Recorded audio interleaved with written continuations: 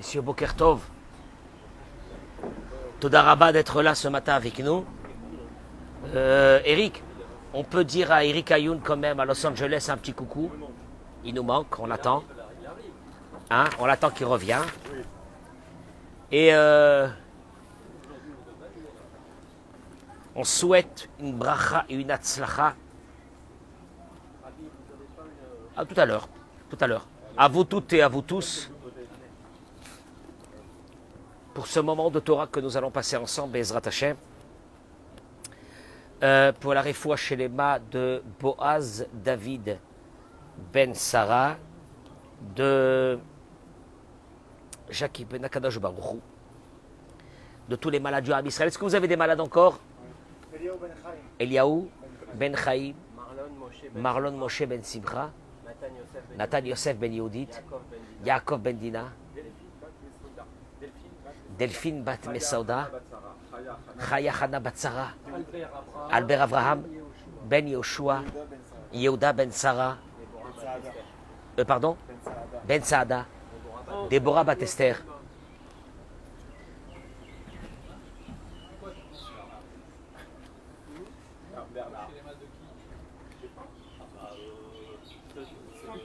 Yitzhak Ben Avraham Colombani qui est avec moi ce matin. Qu'est-ce que c'est beau! Bracha ve'atzlacha ben ken yiratzon. Nous accueillons nos amis sur les réseaux sociaux.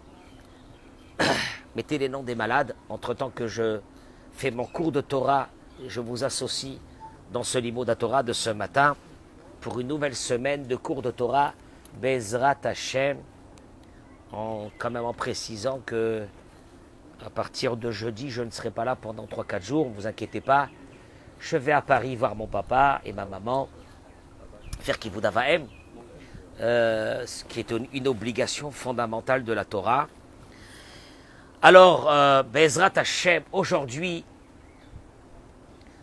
à travers une idée de la paracha, je voudrais qu'on ait ensemble une réflexion sur ce que moi j'appellerais vivre dans le Hémet. Vivre dans la vérité.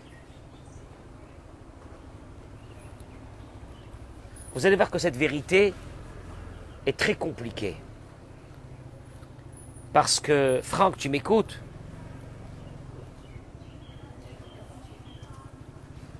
On raconte dans la paracha de cette semaine, je ne parlerai pas du départ des explorateurs quand ils sont partis en Israël, ça, on verra dans la semaine, mais au retour des explorateurs.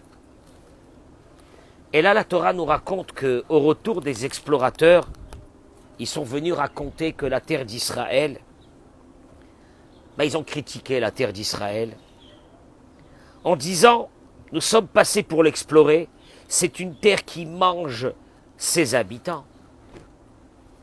Le Midrash raconte qu'à ce moment-là, il y avait quand ils sont arrivés les explorateurs, il y avait beaucoup d'enterrements. Et Dieu avait favorisé ce moment qu'il y ait des enterrements pour ne pas qu'on puisse les remarquer. Eux, ce qui les intéressait, c'est la partie critique, de critiquer ce pays. On a vu là-bas des néphilim, des géants. Nous étions à nos yeux comme des sauterelles. Et même à leurs yeux, on était comme des sauterelles. Vatissa kola eda. Vaitunu et kolam vaifku ha'am balayla hazeh. Toute l'assemblée leva et donna de la voix. Donner de la voix, ils se sont mis à pleurer. Vaifku, le peuple pleura toute cette nuit-là. C'était la fameuse nuit du 9 Av, dans lequel Dieu dira, vous avez pleuré un pleur gratuit, vous pleurerez jusqu'à la fin des temps cette nuit. Dramatique. Ça a été la nuit de la destruction de nos 2 temples. Comme par hasard, le 9 Av, les 2 temples ont disparu.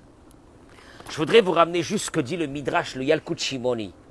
Parce que je vais rentrer dans une idée qui est fondamentale dans notre vie. Moi, ce qui m'intéresse, c'est pas de vous raconter l'histoire de la paracha. Vous pouvez ouvrir n'importe quel livre et apprendre sur la paracha. Ce qui m'intéresse, moi, aujourd'hui, c'est de vous démontrer que nous vivons dans un mensonge le plus total dans notre vie.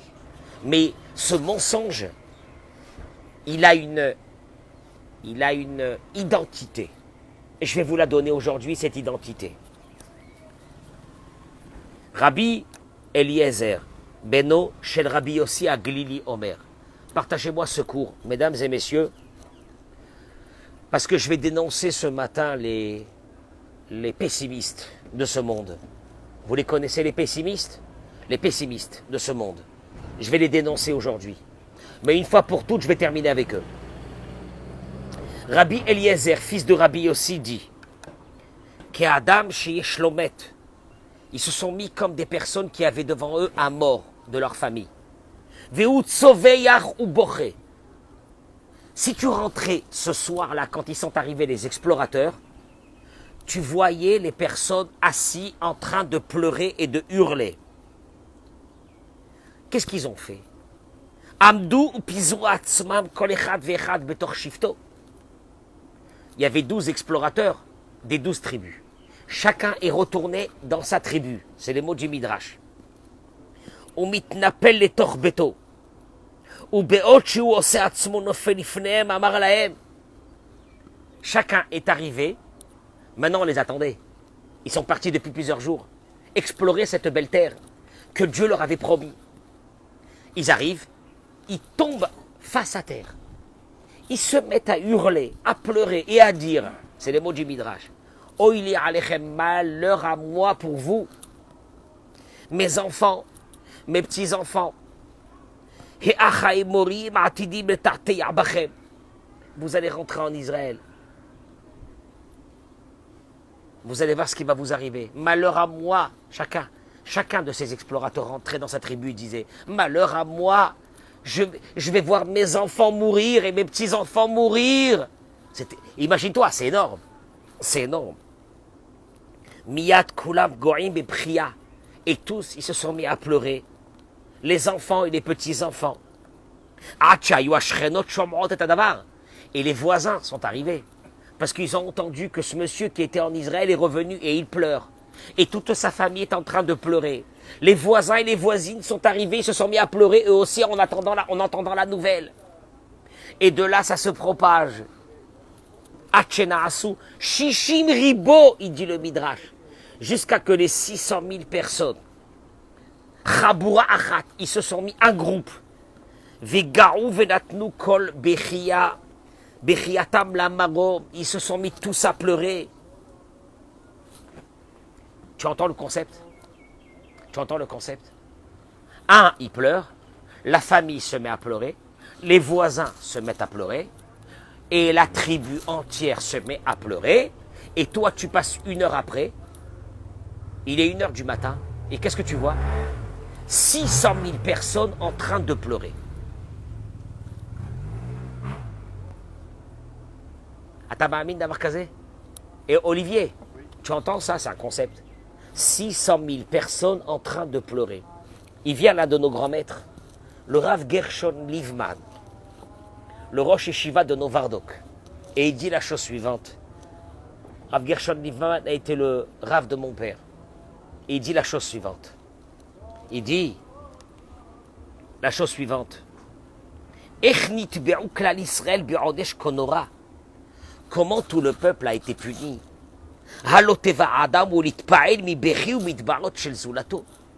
Quand tu vois des personnes pleurer, ça t'impressionne. S'il y a une chose qui peut t'impressionner, c'est quand tu vas voir un groupe de personnes en train de pleurer. Ça te marque, ça te bouleverse. C'est normal qu'ils ont été malheureusement trompés par ces pleurs. Alors pourquoi ils sont punis? Je veux dire, Eric, tu peux être puni quand c'est une chose qui est dans tes mains. Mais quand tu vois des personnes en train de pleurer, dis-moi, qu'est-ce que tu fais à ce moment-là? Tu es bouleversé. Tu te dis, il se passe quelque chose d'énorme. Alors pourquoi ils ont été punis? Je veux dire que s'ils étaient revenus, ils n'avaient pas pleuré, ils avaient raconté une histoire. Et là, toi, tu es impressionné par cette histoire. On te dit, monsieur, tu n'avais pas le droit d'être impressionné par cette histoire. Mais quand tu vois des gens en train de pleurer, il n'y a pas plus impressionnant que des gens qui sont en train de pleurer. C'est normal c'est normal qu'ils ont été trompés et qu'ils se sont mis eux aussi à pleurer. Mais c'est pas de leur faute. Alors pourquoi ils ont été punis? Pourquoi ils ne sont pas rentrés en Israël?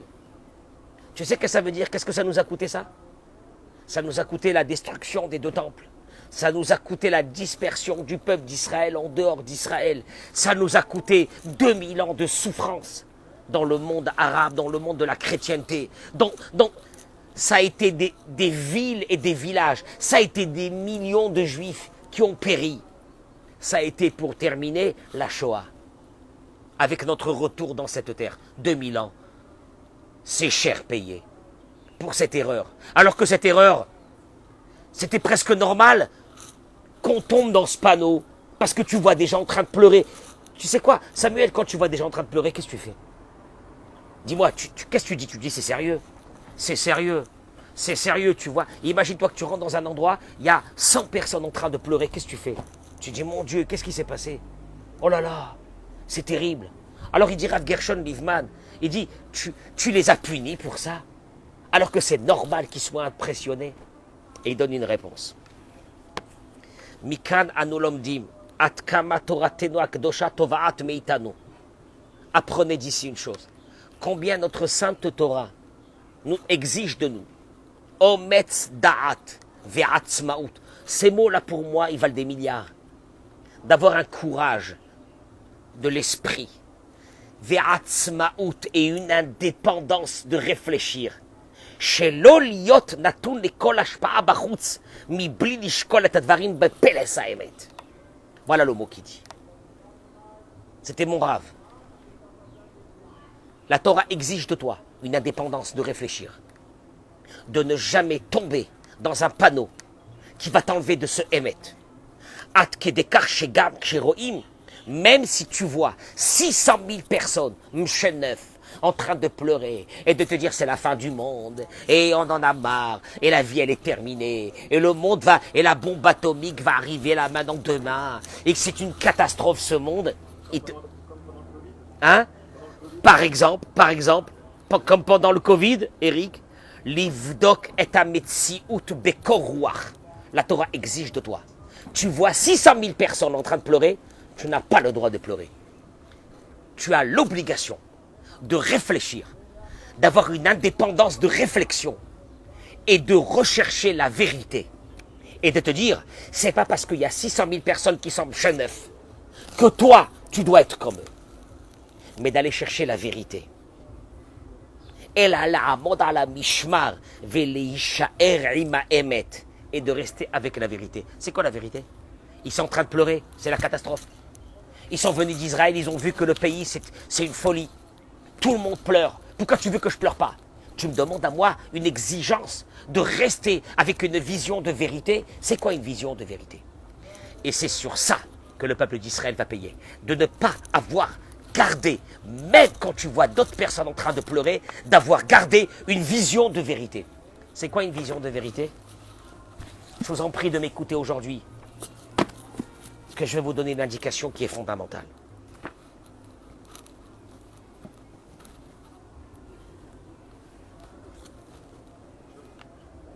Ça veut dire qu'il n'y a plus de concept de majorité. Si la majorité pleure...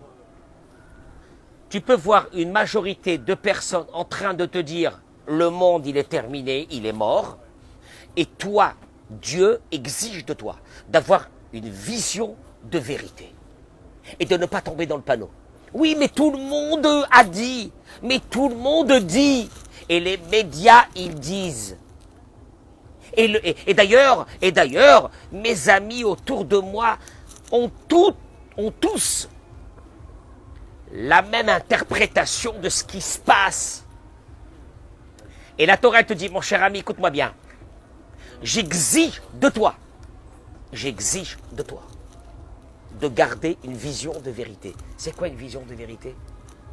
Il te dit une chose, quand tu observes, il dit le Rav, le brin de paille qui a brisé le dos du chameau, c'est une expression. Ça a été lequel?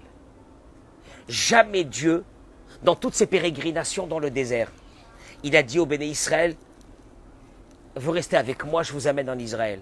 Ils ont fauté le veau d'or, ils ont pleuré pour avoir de la viande, ils ont pleuré pour avoir de l'eau, ils se sont plaints du matin jusqu'au soir sur la manne. Dieu il a dit, c'est bon, je vous garde. Il y a une chose que Dieu il a dit, on arrête. Mais là, on arrête complètement. Il leur a dit, vous allez tous mourir dans ce désert. Tous les hommes âgés de plus de 20 ans, vous allez chaque soir de Tisha B'Av creuser votre tombe. Et vous allez tous vous coucher dans cette tombe. Et au petit matin, 15 000 personnes ne se réveilleront pas. Ça a duré pendant 40 ans. Et les 600 000 hommes auront disparu. Ah mon Dieu, qu'est-ce qu'ils ont fait? Et dit une chose. Qu'est-ce qu'il y a eu? Ah ben ils se sont plaints de la terre d'Israël. Ils ont pleuré. Et d'ailleurs, qu'est-ce qu'ils ont pleuré? Ils ont dit on aurait dû rester en Égypte. Et là, non, là tu es en train de remarquer une chose. Tu es en train de remarquer une chose. Il y a le plus grand mensonge fondamental chez Dieu.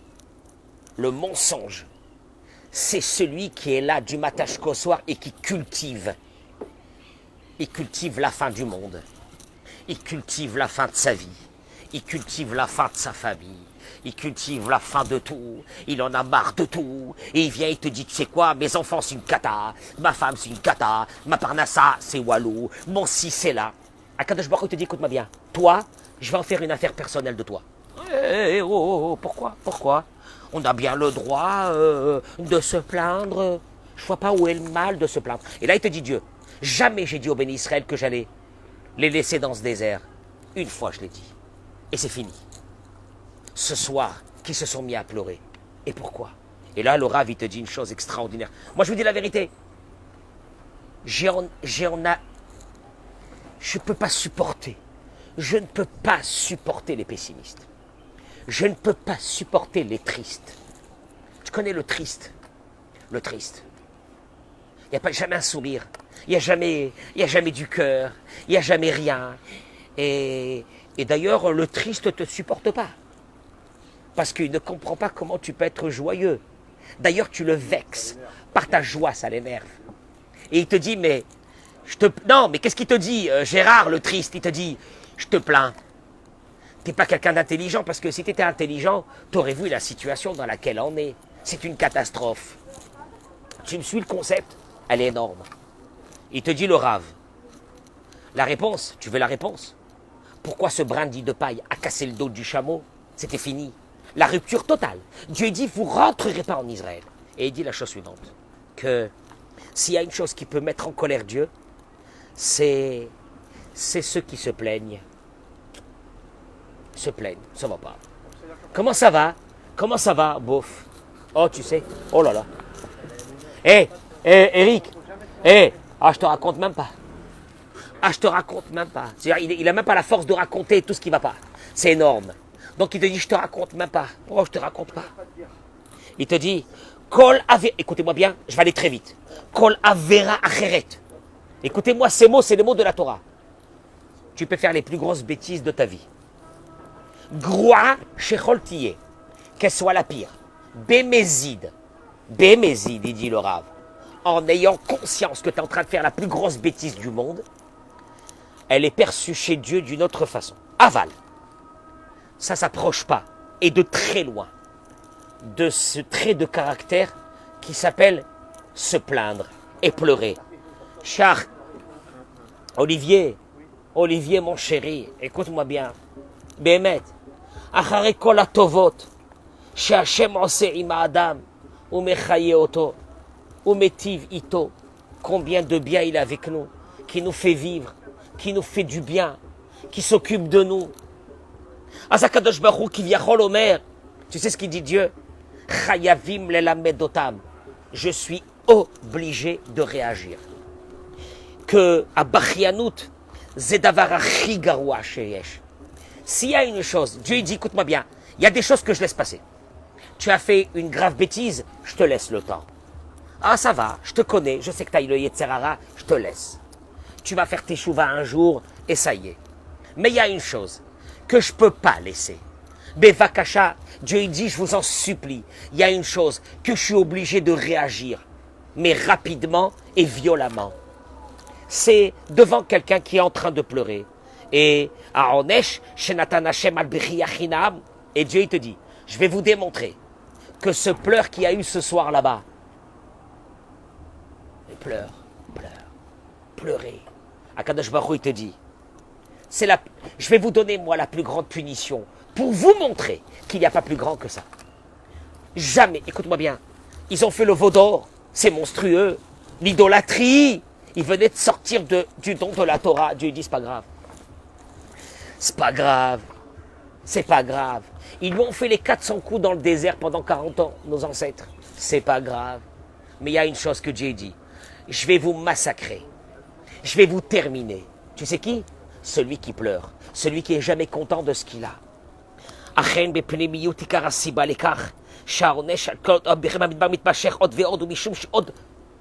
Et mieux que ça, eh bien vous allez partir en exil pendant 2000 ans. Et il te dit le Rav, tu sais pourquoi l'exil ne se termine pas? C'est pas parce que la faute de nos ancêtres n'a pas encore été payée. C'est qu'au fait, Dieu, il est en train de te dire une... Écoute-moi bien, c'est un concept. Parce que tu vas dire, alors on est encore là parce que eux, ils ont fait ça. Non. Non, il te dit Dieu. C'est pas ça. C'est parce que tant que nous serons dans une énergie de se plaindre et de ne pas voir le bienfait de Dieu, Dieu, il te dit, je te libère pas. Traduction. T'as un problème dans ta vie? Tu veux une libération de ce problème? Je te demande une chose, je te supplie une chose. Commence à être content sur ce que je te donne. Oui, mais Rabbi, il y a ça qui va pas, il y a ça qui va pas, il y a ça qui va pas, il y a ça qui va pas. Écoute-moi bien, je peux te demander encore une fois une chose? Je te demande de commencer à danser et de chanter sur ce qui va. Regarde, tu entends? Tu entends? Baruch Hashem, le Rabbi Israël, il chante à côté. La reine à Galout. Partagez-moi ce cours, partagez-moi Bevakasha, cet exil dans lequel on est. Lobiglaloto, Kaas, chez Hashem, Kaas Bamidbar. On n'est pas en exil maintenant parce qu'il y a 2000 ans, il y a 3500 ans, Dieu a été en colère contre nous quand on a pleuré dans le désert. C'est faux. Et là, Mishum, chez Retsono, chez Hashem, chez Netaken Avonze. Dieu il dit aujourd'hui en 2022, je peux vous demander un service? Réparez cette faute. Vous réparez cette faute, vous. Vena'akor mitanu et amida chez la bachyanut.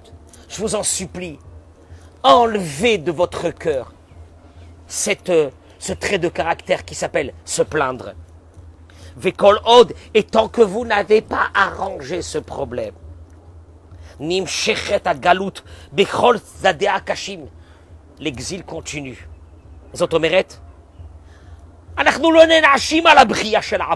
on n'est pas en train de payer, dit le Rav, les pleurs qu'il y a eu à 3500 ans, et c'est pour ça qu'on est en galoute. C'est faux! Et là, c'est parce que nous, aujourd'hui, on pleure. On n'a pas terminé de pleurer. Alken,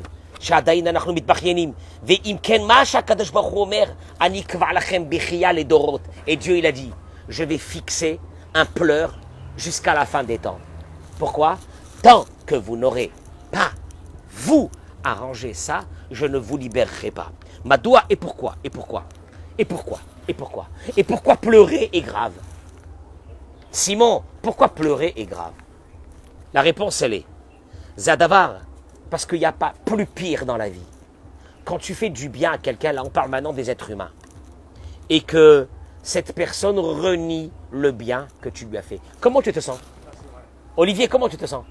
Maintenant, Olivier, quelqu'un qui t'a fait du mal, comme ça, tu dis, bon, il m'a fait du mal. Mais quelqu'un que toi, tu lui as fait du bien pendant des années. Mais un beau matin, il vient. Parce que c'est un opportuniste. Il te donne un coup de pied, il t'envoie à 100 mètres. Comment tu te sens à ce moment-là? Tu sais qu'est-ce que tu dis à ce moment-là? J'ai plus foi. Mais Eric, c'est quoi la réaction qu'on a? J'ai plus foi dans l'humanité. Je ferai plus jamais de bien à personne. Je hais l'humanité. Pourquoi? Parce que j'ai fait du bien à ces personnes. Et ils m'ont rendu du mal. Ah, ça tu le comprends. Ça tu le comprends. Ok. La Torah elle te dit une chose. La Torah elle te dit une chose.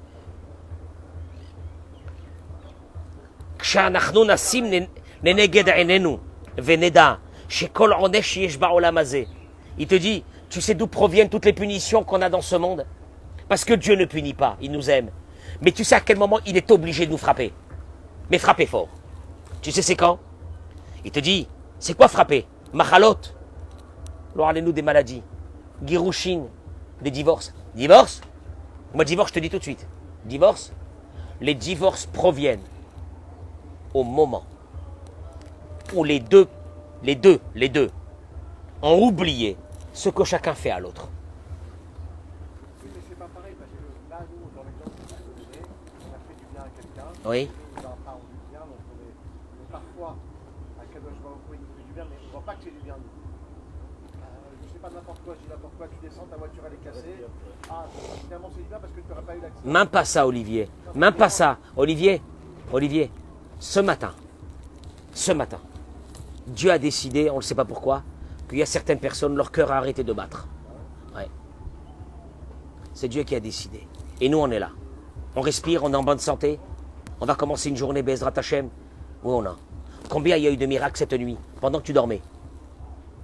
Que ton organisme continue à fonctionner. Que ton cerveau continue à fonctionner. Et que le matin, il y a eu le réveil. Et tu t'es levé, tu as commencé une nouvelle journée. Comme par hasard, tu es frais, tu es reposé, tu te lèves le matin après une nuit qui a dormi. Tu entends? Et là, il te dit une chose. Il te dit, Emrak biglal, sha'adain, lo tiknu et avon, chez la Bechinam. Un couple, il dit le Rav, un couple, qui se sont habitués à pleurer l'un contre l'autre. L'homme a oublié ce que son épouse a fait pour lui et ce qu'elle fait pour lui. Quand une femme oublie ce qu'un mari, tu sais une chose, Samuel, chaque fois que je reçois un couple, je suis déçu de ça. J'entends les plaintes du mari sur la femme, les plaintes de la femme sur du mari, à juste titre. Et tu sais ce que j'ai envie d'entendre des fois? Qu'un homme, il me dit, je vais d'abord énumérer tout ce que ma femme, elle m'a fait pour moi. C'est normal. Et je voudrais bien qu'une femme, elle énumère tout ce qu'un mari fait pour elle. Et tu sais qu'est-ce que j'entends? Ben c'est normal, je vois pas, enfin bon. Ben c'est normal. Et là tu te dis, c'est la fin du monde. Quand une personne qui est en face de l'autre ne peut pas concevoir que l'autre lui a fait du bien et qu'elle enlève ce bien et qu'elle est là en train de mettre en exergue ce qui ne va pas et qu'elle pleure pour ce qui ne va pas. Il te dit, c'est la pire des choses. Et là, il dit le Rav. Mikan, kvar efshar latri lavin. Olivier, viens t'asseoir. Il s'est levé en plein milieu du cours. Mais je vais le tuer.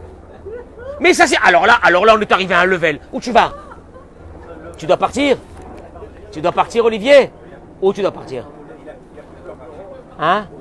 Au bureau? T'as un bureau, Olivier? Il a un... Depuis quand t'as un bureau? Et là, il a demandé... Olivier! Depuis quand tu travailles? Il faut m'appeler moi pour le réserver. Vous allez parler à mon agent. Prends les réservations. Mikal kvareshar la trilavin et divrei Rabbi Nathan. Je termine avec ces mots. Vous pouvez comprendre maintenant les mots qu'a dit Rabbi Nathan, l'élève de Rabbi Nachman de Breslev. Il dit la chose suivante. Ki be'emet, imayu akol shom'im lekol tzadike ha'emet. Si toute l'humanité écoutait la voix de Dieu, la lechet bedererze, d'aller dans ce chemin. Quel chemin? Les ha'amin tamid b'Hashem yitbarach. Je garde ma foi en Dieu à n'importe quel moment de ma vie et dans n'importe quelle épreuve que j'ai dans ma vie. Shakol et Tova. Dieu, pourquoi tu m'as fait cette vie à moi? Il y en a d'autres, ils sont tranquilles. Ils ont eu des parents comme ça, ils sont tranquilles. Il y en a d'autres, ils ont eu ça, ils sont tranquilles. Pourquoi? Si tu te dis, Hachem, je sais que tu m'aimes, et ce que tu m'as fait dans ma vie, c'est pour mon bien. Et je te remercie, Hachem, de ma vie. Ben, il dit Rabbi Nathan, Betivo, Ben Beriko. Je te remercie quand je vois que les choses sont bien. Et je te remercie aussi quand je vois que les choses, à ma perception personnelle, sont mal. Mais je te remercie parce que je sais qu'il n'y a pas de mal chez toi et que c'est que pour le bien. Bevadaï. Écoutez les mots de Rabbi Nathan. Il dit Rabbi Nathan, je vous promets que tous vos soucis et vos épreuves, Vekol hagalouyot, kvar ayu mitbatlim vayu begeoula shelema. Tu sais pourquoi une épreuve ne veut pas se terminer chez toi? Parce que tu pleures sur cette épreuve. Si tu me remerciais sur l'épreuve, tu sais quoi? Après 120 ans, tu vas voir Rabbi Nathan. Même maintenant, tu appelles Rabbi Nathan, tu dis Rabbi Nathan, j'ai un truc. Tu m'as promis que si je suis joyeux et content et je te remercie dans mon épreuve, tu m'annules. Maxera, Dieu il m'annule ce décret? Oui ou non? Je peux te demander ça? Ki bevadai, me'achar vekol hagalut, nigzera bishvil hapria shel chinam. Toutes les épreuves du peuple d'Israël, depuis la fin des temps, jusqu'à la fin des temps, pardon, sont venues pour une seule chose. Vous avez pleuré gratuitement. Vous pleurez gratuitement. Et c'est pour cela que je ne peux pas vous libérer. Tant que vous n'avez pas arrêté ce pleur gratuit, cette complainte d'un être humain qui pleure et qu'il est là tout le temps en train de se plaindre. Veda. Et sache une chose, je termine avec ces mots et je vous laisse partir, ça y est.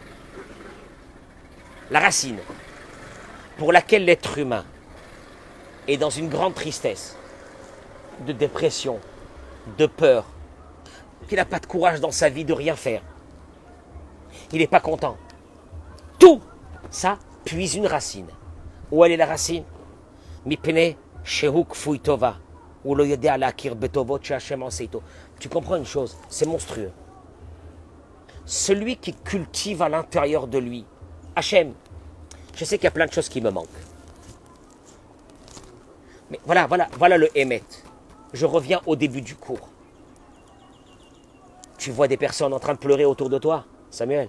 Tout le monde pleure, tout le monde se plaint, tout le monde te dit que c'est la catastrophe. Et la Torah te demande d'avoir un regard de vérité.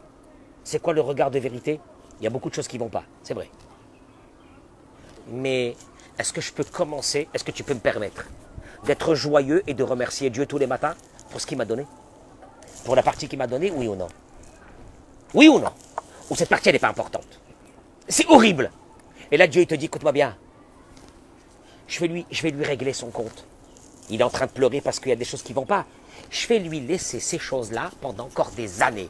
Jusqu'à qu'un beau matin, il faut qu'il se réveille et qu'il dise, j'ai oublié, ça fait très longtemps que je n'ai pas remercié et je n'ai pas été joyeux de la partie que j'avais. Akadosh Baruch Hu dit, il s'est réveillé. Il commence à me remercier sur la partie qu'il a. Tu as des parents? Tu as des frères et des sœurs? Tu as à manger? Tu as de la santé? Tu manges? Tu vas aux toilettes? Tu respires normalement sans appareil? Tu vois? Parce qu'il y a des gens qui ont perdu la vue. Tu vois? Lève tes mains. Il se lève. Lève tes pieds. Il se lève. Maman. Quelqu'un m'a dit qu'il a perdu l'usage d'une de ses mains pendant un moment. Il a eu une maladie, il a perdu l'usage.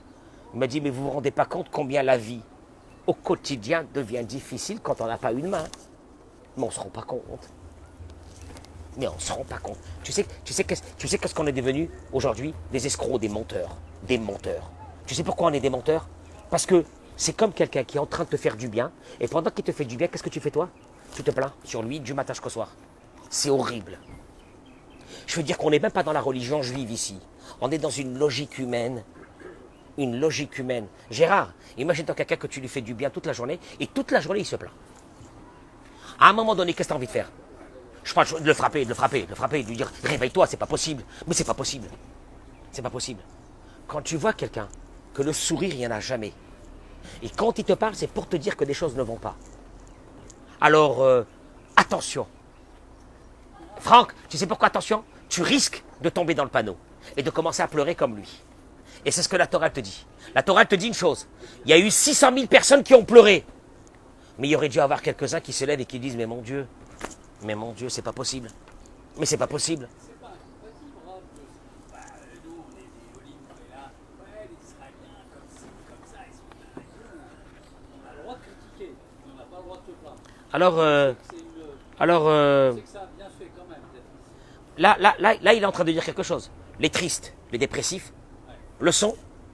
Les tristes et les dépressifs le sont pour une seule chose. Parce qu'ils ont une maladie. Ah, c'est pas la dépression qui est la maladie. C'est pas le dépressif, celui qui manque de joie. C'est pas une maladie. C'est une conséquence d'une maladie. La maladie, tu sais comment elle s'appelle? Il n'apprécie pas ce qu'il a. Si je t'énumère ce que j'ai pas, je peux venir le matin ici avec une gueule d'un autre monde. Mais on peut apprécier ce que l'on a. Tous les matins, moi je vois le ciel qui est magnifique, je vois cette belle nature, je vois la mer, je suis sur mon vélo, je suis très heureux d'être là. Extraordinaire. Mais c'est pas pour ça que je supporte les gens qui sont ici. Non, ça c'est encore une autre chose. Toi, tu me parles maintenant de supporter des populations qui ne sont pas les mêmes que toi. C'est pas ça. Je te parle de ceux que quand tu les vois, ils sont chez eux à la maison avec leurs femmes, leurs enfants, avec leurs maris. Tu vois des têtes d'enterrement, mais des têtes d'enterrement jusqu'à leur enterrement. C'est fabuleux. C'est fabuleux. Non, non, non, non. Franck, regarde Franck, comment il nous met de la joie tous les matins. Tu vois? Et il te dit la chose suivante. Qui Adam Sheolok Tova. Quelqu'un qui voit le bon côté. Ouaf Param Lomit Nonen. Il n'est jamais en train de se plaindre. C'est vrai qu'il a des soucis à la maison. Mais, je suis désolé, il a déjà une maison. Il se plaint sur ses enfants. Moi, je voudrais lui dire, c'est vrai, mais il y a des millions de personnes qui n'ont pas d'enfants. Il se plaint sur telle et telle chose. Moi, je voudrais lui dire, oui, c'est vrai. Mais d'abord, viens. J'ai pas dit que ce que tu as, c'est pas grave, ou c'est pas ci, c'est pas là. Mais je peux te demander une chose. Viens, on profite un peu de la vie. Comment? En remerciant Dieu sur ce qu'on a. Moi, tu veux que je te dise, des fois, j'ai honte. Je me retrouve en train de me plaindre sur certaines choses ou de ne pas être joyeux. Et je me dis, mon Dieu, Hachem, je te demande pardon. Hachem, je te demande pardon. Tu sais pourquoi je te demande pardon? Je fais partie encore du monde des vivants. Et je peux encore faire des mitzvot et te servir dans ce monde. Et il y a certains qui vont te dire, mais moi je ne me suis pas marié, je n'ai pas eu d'enfant, j'ai rien eu. Et moi je voudrais leur dire une chose. Vous avez la vie. Et c'est la vie que Dieu a voulu pour vous. Et il n'a pas besoin de vous que vous soyez mariés. Il n'a pas besoin de vous que vous ayez des enfants. Commencez à danser, à être joyeux, d'être là. Tu veux que je te dise une chose? La plus grande maladie de l'humanité aujourd'hui, c'est qu'on a oublié ce qu'on a. Et tu vois aujourd'hui des gens dans une jalousie, dans une colère, ils sont dans un sentiment de ne pas avoir réussi leur vie. Tu sais pourquoi? Tout ça parce qu'ils sont là en train de regarder les autres, mais ils n'ont pas regardé ce qu'ils ont. Et c'est terrible. Et moi je trouve ça terrible. Et pour ceux qui veulent vraiment comprendre ma pensée, eh bien ce soir, à 20h30 heure d'Israël, je donne une conférence dans une communauté à Hedera, dont je vais développer ce concept, qui est pour moi le concept de la vie. Et Samuel, tu sais ce qui me fait mal? C'est que c'est sceptique, c'est déçu de la vie, c'est déçu. Quand ils te voient dans la joie, qu'est-ce qu'ils disent? Pour eux, ta joie, elle est malsaine. Tu entends le concept? Ils auraient voulu que tu pleures comme eux. Et quand tu pleures pas, qu'est-ce qu'ils te disent? Bah, t'as rien compris de la vie. T'as rien compris de la vie.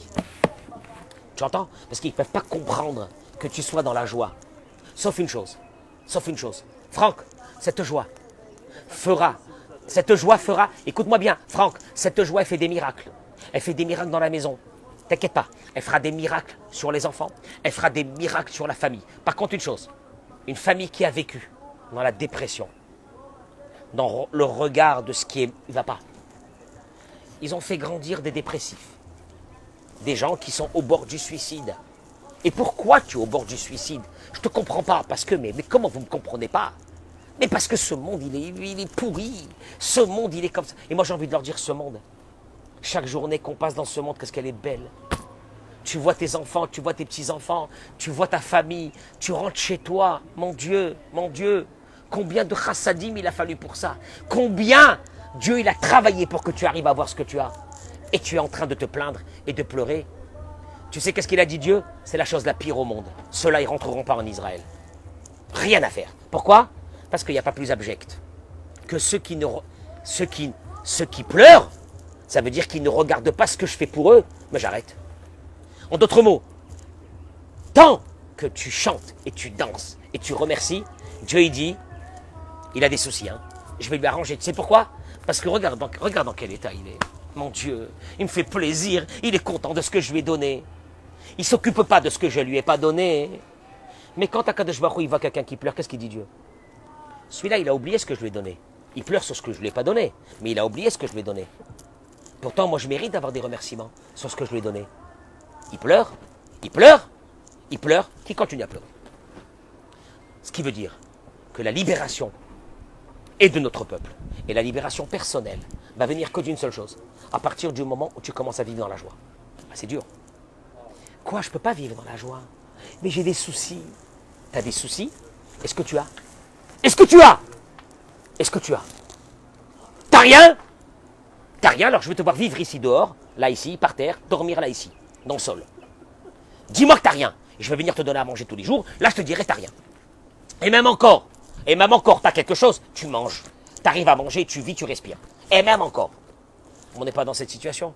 Alors comment se fait-il qu'il n'y a pas de joie dans les maisons?